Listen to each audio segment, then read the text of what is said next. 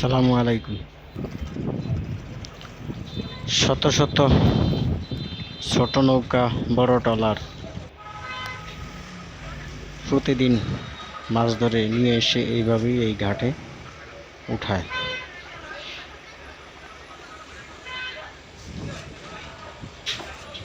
তা এখন ভাটার টাইম, এজন্য মাছ নেই। যখন মাছ ওঠে তখন এই ঘাটটা লোকে লোকারণ্য থাকে। জেলে, আড়তদার, ক্রেতা বিক্রেতা সবাই এখানে একসাথে মিলিত হয়ে মাছ ক্রয় বিক্রয় করে।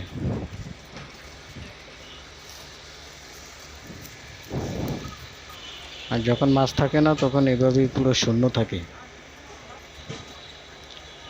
চারিদার পুরো খালি এখন।